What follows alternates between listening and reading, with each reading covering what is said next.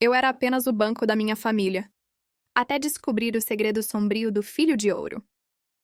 Minha história começa cedo. Desde pequeno, eu já sabia que havia uma diferença dentro da minha casa. Não era apenas uma questão de carinho. Era uma hierarquia, e eu estava sempre embaixo. Meu irmão era o filho de ouro. O orgulho. O escolhido. No Natal, ele ganhava presentes caros: videogame, bicicleta, celular. Eu recebia roupas simples, muitas vezes usadas.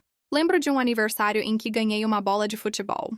Eu fiquei feliz, até perceber que era de segunda mão, e meu irmão, no mesmo ano, tinha ganhado uma festa enorme com dezenas de convidados e uma bicicleta novinha. A mensagem era clara. Para eles, ele merecia mais. Comparações dolorosas na escola, eu me esforçava.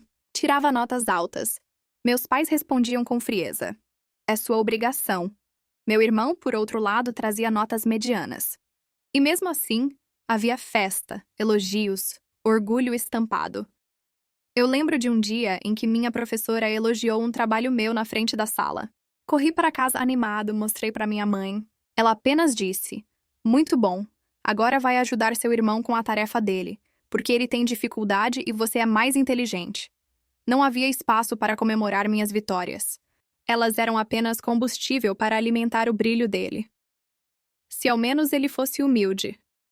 Mas não, ele se gabava. Me dizia frases que ecoam até hoje. Eles me amam mais. Você só serve para trabalhar. Quando eu ganho algo é porque eu mereço. Quando você ganha, é sorte. Ele esfregava na minha cara cada presente, cada conquista, cada privilégio. E eu, sem perceber, fui me tornando uma sombra. Aos 15 anos, percebi que se quisesse algo, teria que conquistar sozinho. Comecei a trabalhar em pequenos bicos, lavar carros, entregar panfletos, carregar caixas em mercadinhos. Enquanto isso, meu irmão vivia pedindo dinheiro para sair com amigos. E sempre recebia. Eu juntava centavo por centavo para comprar minhas roupas. E, ainda assim, quando eu aparecia com algo novo, ele dizia: para que se esforçar tanto? Se pedisse, eles me dariam. Era como se ele tivesse prazer em me lembrar que eu era inferior. Aos 18, arrumei meu primeiro emprego formal. Foi então que meus pais começaram a me pedir ajuda com as contas. Primeiro, uma conta de luz atrasada. Depois a internet. Depois o mercado. Eu ajudava porque queria mostrar que era útil. Queria ser reconhecido, mas reconhecimento nunca veio. O que veio foi uma rotina silenciosa. Todo mês meu salário sumia para sustentar aquela casa. E o filho de ouro continuava vivendo como príncipe. Coloquei todas as contas em débito automático no meu cartão. Era mais fácil.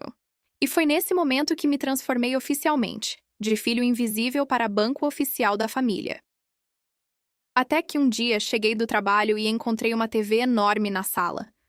Era daquelas que custam o equivalente a 3 meses do meu salário. Minha mãe, feliz, disse: comprei porque a família merece. Parcelado no seu cartão, depois a gente vê. E naquele instante eu entendi. Eu não era filho. Eu era o banco deles. Não gritei. Não discuti. Não chorei. Apenas abri o aplicativo do banco e cancelei todos os débitos automáticos. Energia, água, internet, aluguel, mercado. Tudo cancelado e esperei. O que aconteceu depois foi muito pior do que eu poderia imaginar.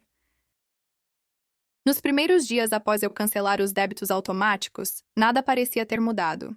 As contas se acumulavam em silêncio, e meus pais viviam na mesma ilusão de sempre, acreditando que eu resolveria como fazia todos os meses. Mas, com o tempo, a máscara caiu.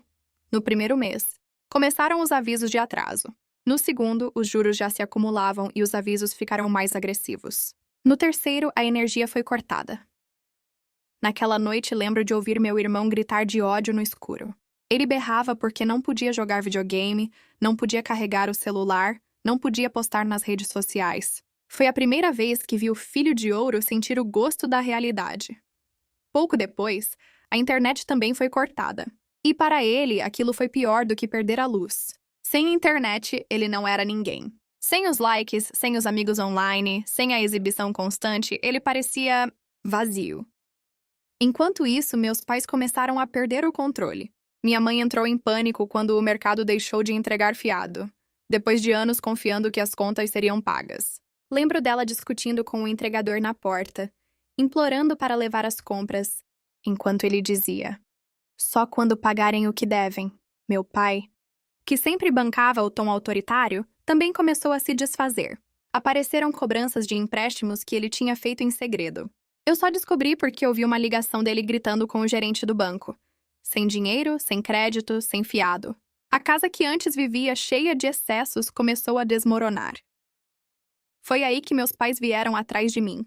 Primeiro com raiva. Disseram que eu estava sendo ingrato, que era minha obrigação cuidar deles, que família é para sempre. Quando viram que eu não me abalava, mudaram de estratégia. Passaram a implorar.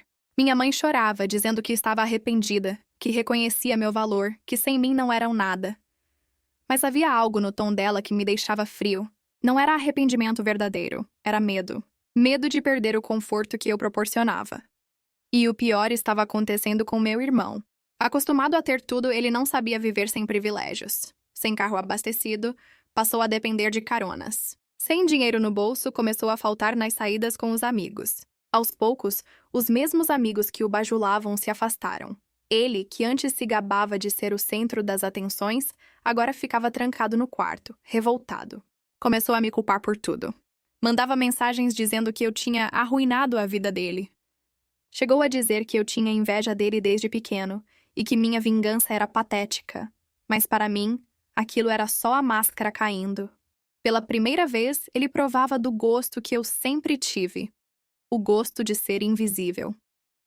Um dia, durante uma discussão, meu irmão perdeu o controle.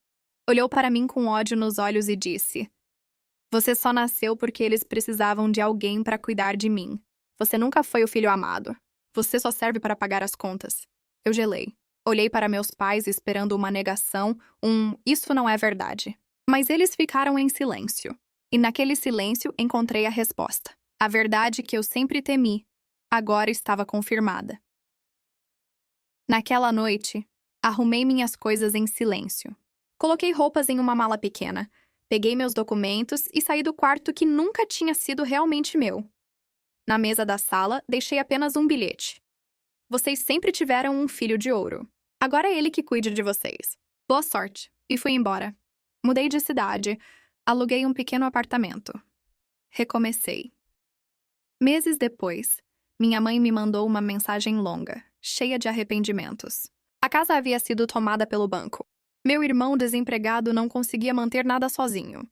Eles estavam vivendo de favor na casa de uma tia distante, passando por privações que nunca imaginaram. E pela primeira vez escreveram: você tinha razão. Perdemos tudo porque nunca te demos valor. Eu li. Respirei fundo. E não respondi. Naquele dia, eu entendi algo que mudou minha vida para sempre. O verdadeiro abandono não é quando um filho sai de casa. É quando pais escolhem amar apenas um filho e usar o outro como moeda de troca. Eu não perdi uma família. Eles perderam a única pessoa que realmente os sustentava. E quando percebi isso, finalmente fui livre.